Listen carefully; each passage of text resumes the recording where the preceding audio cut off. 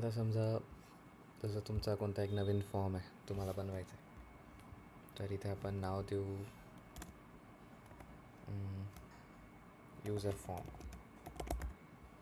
त्याच्यात एक section add करू. सेक्शनचं नाव देऊ बेसिक डिटेल्स.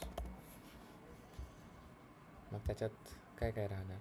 समजा आपण म्हटलं नाव आहे माझं नाव, तर नाव काय आहे? टेक्स्ट आहे.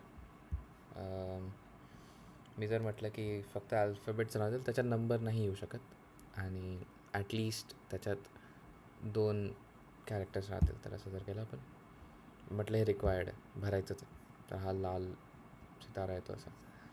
यातून एक नवीन फील्ड ॲड केली. मी म्हटलं डेट ऑफ बर्थ. याला मी म्हटलं डेट आहे. याला व्हॅलिडेशन म्हटलं काही नाही देऊ आपण. ॲड फील्ड, नवीन फील्ड ॲड केली. त्याला म्हणू आपण फोन नंबर. हा आहे नंबर, हा आहे रिक्वायर्ड. तर अशा प्रकारे तुम्ही तुमचा फॉर्म इथे बनवू शकता आणि याला सबमिट केलं तर हे बघा, जे मी रिक्वायर्ड केलं होतं मी ते भरलं नाही, तर मला असं येतं आणि हेच तुमच्या युजरला दिसू शकते आणि तुम्ही इथून डिसाईड करू शकता तुम्हाला काय ठेवायचं आहे, काही नाही ठेवायचं आहे. तुम्हाला अजून एक नवीन सेक्शन ॲड करायचं आहे, पॉलिटिकल